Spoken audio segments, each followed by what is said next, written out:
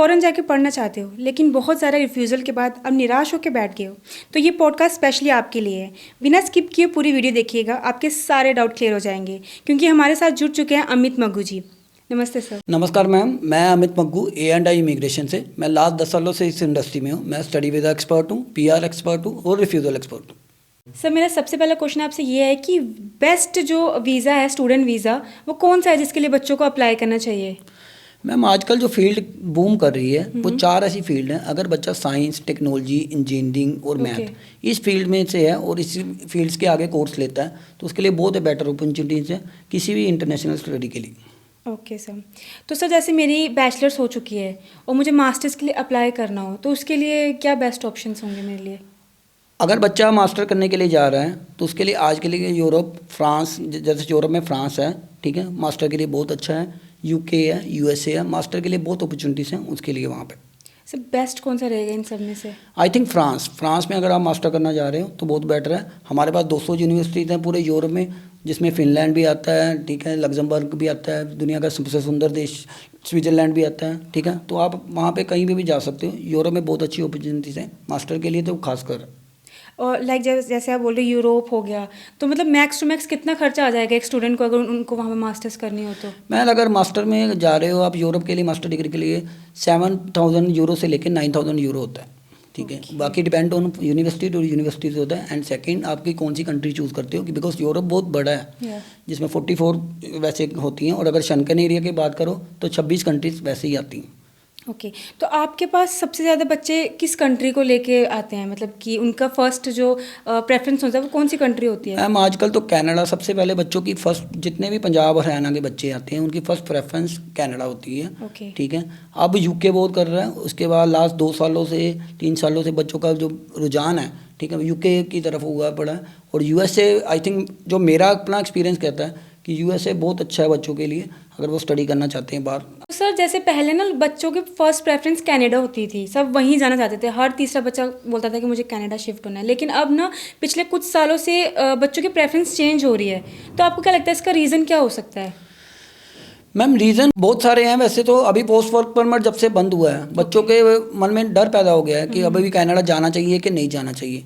But I think ऐसी कोई बात नहीं है। अगर आप जा रहे हो, गवर्नमेंट यूनिवर्सिटी ले रहे हो, क्योंकि पहले क्या था प्राइवेट कॉलेज थे, वो प्राइवेट कॉलेज गवर्नमेंट की तरफ से बंद हो गए जिसमें पोस्ट वर्क परमिट नहीं मिलता। बट अगर आज आप सरकारी कॉलेज जा रहे हो, पोस्ट वर्क परमिट मिल रहा है तो बेटर अपॉर्चुनिटीज़ है, कोई ऐसी बात नहीं है। बट अभी भी सम आओ कुछ लास्ट 1 और 2 ईयर से लोगों का रुझान इसलिए चेंज हो गया क्योंकि UK बहुत बूम कर रहा है, ठीक है। तो UK भी जाना चाहते हैं लोग जिनके आइलेट्स में मार्क्स कम होते हैं या विदाउट आइलेट्स जाना जाते हैं। तो आई थिंक UK भी बहुत बढ़िया अपॉर्चुनिटीज़ है। ओके तो मेरा आपसे ये सवाल है कि लाइक मैं एक सिंगल चाइल्ड हूँ, ठीक है। तो अगर मुझे फ़ॉरेन जाना होता है ना, मुझे ये लगता है कि मेरी फैमिली को मैं अपने साथ लेके जाऊँ, तो ऐसा कुछ मेरे लिए पॉसिबल हो सकता है कि मतलब कि मैं अपने साथ साथ मेरी फैमिली का भी PR करवाऊँ? मैम हमारे पास बहुत अपॉर्चुनिटीज़ हैं ऐसी, ठीक है। अगर आप कनाडा जाना चाहते हो, कनाडा में आप चाहते हो कि आपके साथ साथ आपकी फैमिली भी को भी PR मिले, तो आई थिंक हमारे पास बिजनेस वीज़ा होता है जिसमें 30 और 40 लाख रुपए की इन्वेस्टमेंट अगर आप करते हो तो आपके साथ साथ आपकी फैमिली भी PR हो सकती है। 30 और 40 लाख में मतलब फुल फैमिली को PR हो सकती है वहाँ पे? ईजी होता है मतलब? हाँ, वो इन्वेस्टमेंट वीज़ा है, आपकी इन्वेस्टमेंट होती है। वो 30-40 लाख रुपए आप किसी पे खर्च नहीं रहे हो, आपकी इन्वेस्टमेंट हो रही है उसकी, ठीक है। उसको बिजनेस वीज़ा बोला जाता है। और ऐसी बहुत अपॉर्चुनिटीज़ हैं कनाडा में, और यहाँ पे एजेंटों को पता ही नहीं है क्योंकि उनके पास वो PR के वो है ही नहीं, उन्होंने PR की नॉलेज कम है उनके पास। ऐसी बहुत है चीज़। आजकल ना ये स्कैम बहुत हो रहा है, पता है। मतलब एजेंट्स ना पैसे ले लेते हैं लेकिन बाद में मना कर देते हैं कि आपका वीज़ा नहीं लगा, ये हो गया वो हो गया। बहुत सारे लोगों के साथ ये स्कैम हो रहा है। इवन मेरा कोई नोन था, उसके साथ भी ये हुआ। तो आप इसमें क्या कहना चाहोगे कि इसमें किसका फॉल्ट होता है, बच्चों का कि एजेंट्स का? मैं सभी जो मतलब देख रहे हैं इस पॉडकास्ट को उनको बोलना चाहूँगा कि आजकल इसको एम्बेसी स्कैम बोला जाता है। एजेंट क्या करते हैं कि किसी भी कहते हैं कि टूरिस्ट वीज़े के लिए या वर्क परमिट के लिए या आपका स्टूडेंट वीज़ा के लिए, कभी भी आप अपनी एम्बेसी अपने अकाउंट में से पे करो, और अपने अगर क्रेडिट कार्ड से अपने क्रेडिट कार्ड से पे करो, नहीं तो उसकी स्लिप आपके पास होना चाहिए। अगर हमारे पास आप आते हो, आप टूरिस्ट वीज़ा लगा रहे हो, आप स्टूडेंट वीज़ा लगा रहे हो, या किसी तरह के भी वीज़ा लगा रहे हो, आप एम्बेसी फीस अपने जेब में से भरो, हमें सिर्फ उसकी स्लिप चाहिए होती है, उसके अलावा हमें कुछ नहीं चाहिए होता। ओके। आपने अभी टूरिस्ट वीज़ा की बात करी, तो मतलब ये भी एक इशू ही होता है, मतलब जब हम वीज़ा लगाने जाते हैं वो लोग कहते हैं कि आपको कोई ट्रैवल हिस्ट्री नहीं है, लाइक मैंने कभी ट्रैवल नहीं किया, तो अगर मुझे ऐसा कुछ करना हो, ट्रैवल में अपना वीज़ा लगवाना हो, तो ऐसा कुछ पॉसिबिलिटी है कि मेरा कोई हिस्ट्री ना हो फिर भी? मैम बिल्कुल ऐसा होता है और ये मिथ है कि आपकी बिना कोई ट्रैवल हिस्ट्री होगी तभी आपका वीज़ा लगेगा। ऐसी कोई बात नहीं है। बिना ट्रैवल हिस्ट्री के, बिना ओल्ड फंड के हमने भाई बहुत सारे वीज़े लगवाए हैं और हमारे पास एक्सपीरियंस है इस चीज़ का। किसी भी टूरिस्ट कंट्री, किसी भी कंट्री का टूरिस्ट वीज़ा आप without travel history, without old fund अगर आप हमारे पास आते हो, हम उसका वीज़ा लगवा के देंगे।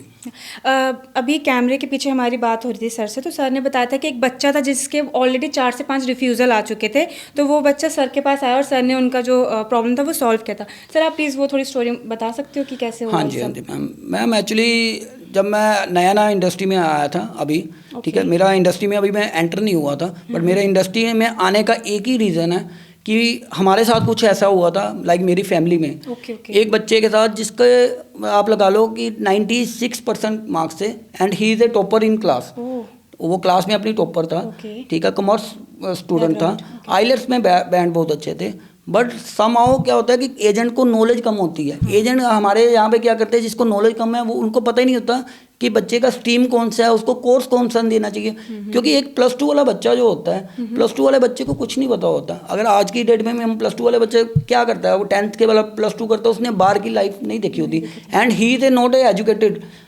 एज ए एजेंट आपका फर्ज बनता है कि आप उसको गाइड करो कि आपकी कौन सी।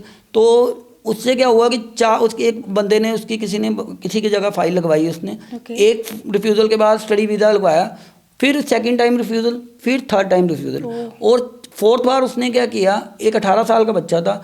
एजेंट क्या करता है, जब स्टडी वीज़ा में रिफ्यूज़ल आ गई, फिर उसको क्या बोलता है, तेरा टूरिस्ट वीज़ा लगा देते हैं कि कुछ ना कुछ तो कमा ही लेंगे, ठीक है। और 4 रिफ्यूज़ल के बाद मैम होता क्या, उस बच्चे वो बच्चा डिप्रेशन में चला गया, ठीक है।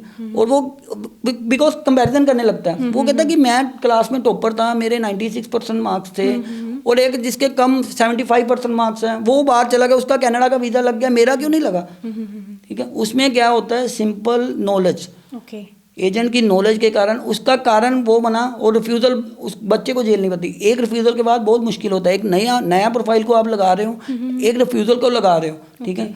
उसके बाद जब हमें पता लगा, वो मेरे पास आया, यही कारण था मेरा इसी इंडस्ट्री में आना चाहता। मैं चाहता था कि जब मेरे साथ हुआ है, जब मेरे बच्चों के साथ कभी ऐसा हुआ है, तो आज जितने भी बच्चे मेरे थ्रू वीज़ा लगाते हैं वो मेरी फैमिली की तरह, ठीक है। मेरा उनका होता कि मैं कभी नहीं चाहता कि उनकी कोई ऐसा हो, हम उनको सही गाइड करते हैं। और उसमें एक छोटी सी कारण थी जो एक्सप्लेनेशन नहीं कर पाया वो वीज़ा अफसर को, जिसके कारण वो रिफ्यूज़ल ले रहा था। वो हमने एक्सप्लेन किया वीज़ा अफसर को और वीज़ा भी गेट किया। आज वो बाहर बैठा है काफ़ी देर से, और उसकी मतलब हम काफ़ी दुआएं देता हमें। तो मार्केट में बहुत सारे एजेंट्स होते हैं जो कहते हैं हम आपका यहाँ वीज़ा लगा देंगे, वहाँ लगा देंगे, तो मतलब हमें एज ए कॉमन इंसान हमें कैसे पता चलेगा कि हम किस पे विश्वास करें?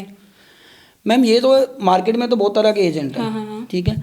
फर्स्टली तो आप देखो कि आप किस बंदे के साथ जा रहे हो, उसकी मतलब जब आप उससे मिलने जाते हो, ठीक है, वो क्या कह रहा है, उसके एक्सपीरियंस से पता लग जाता है आपको, उसकी बातों से पता लग जाता है, ठीक है। अगर आप हमारी बात करो, ठीक है, अगर आप मेरे पास आते हो, स्टडी वीज़ा लगाना चाहते हो, तब भी मेरे पास बहुत ऑप्शन है, ठीक है। आप यूएसए, अब मैं यूएसए की एग्जांपल देता हूँ, ठीक है। अब यूएसए में लोग डोंकी लगा के पता नहीं कितने लाखों रुपए खर्च रहे हैं और जान का खतरा डाल के वो डोंकी लगाने जाते हैं। मैम यूएसए में वैसे भी जाया जा सकता है, अगर B1 B2 वीज़ा हैं, अगर आप एक्सपर्ट के पास जाओ, ठीक है, उसके थ्रू भी आप वीज़ा ले सकते हो।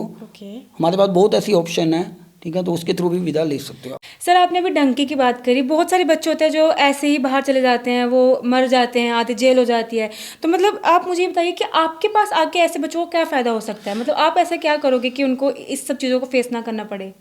मैम वहाँ पे एक्सपीरियंस काम आता है आपका, ठीक है, कि एजेंट किस लेवल का है, कितना उसके पास एक्सपीरियंस है। अब मैंने बताया कि एक मिथ बनाया हुआ है लोगों ने कि टूरिस्ट वीज़ा लेना है तो आपके पास ट्रैवल हिस्ट्री है तो टूरिस्ट वीज़ा लो। अब सपोज कर लो एक बंदे ने, उसकी तो ट्रैवल हिस्ट्री कभी बन ही नहीं पाएगी।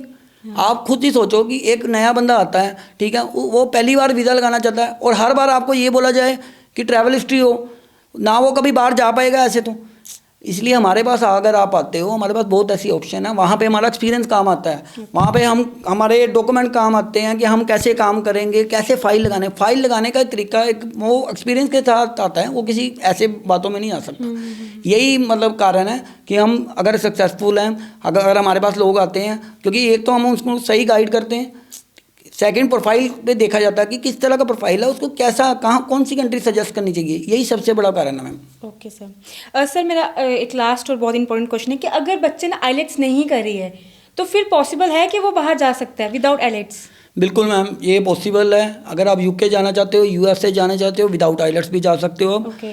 बहुत अपॉर्चुनिटीज़ है वहाँ पे। अगर आप विदाउट आइलेट जाना चाहते हो, बहुत अपॉर्चुनिटीज़ है। मतलब ऐसा तो नहीं होगा वहाँ जाके जॉब ना मिले, काम ना मिले, ऐसा कुछ? नहीं नहीं, उसको स्टडी वीज़ा पे जा रहा है मैडम। ओके। यूके जा रहा है या यूएसए जा रहा है, विदाउट आइलेट जा रहे हैं, उसका कुछ यूनिवर्सिटी वाइज मतलब दी जाती है कि हाँ भाई बच्चा अच्छा है और ठीक है, उसने आइलेट्स नहीं की या मतलब वो नहीं की, बट ये बात नहीं है कि वो स्टडी वीज़ा पे जा रहा है। वो अगर अपनी मतलब ग्रेजुएशन पे जा रहा है या मास्टर करने जा रहा है, जो भी जा रहा है, ठीक है, अगर वो विदाउट आइलेट जा रहा है, उसके बाद सेम वही अपॉर्चुनिटी रहेगी जो एक दूसरा बच्चा विद आइलेट जा रहा है। अगर आपको कोई भी कन्फ्यूज़न है स्टडी वीज़ा, टूरिस्ट वीज़ा या किसी भी वीज़ा को लेके, तो नीचे दिए गए नंबर और एड्रेस पे आप कांटेक्ट कर सकते हैं। सर आपकी सारी कन्फ्यूज़न दूर कर देंगे, आप सर से आके मिल सकते हैं।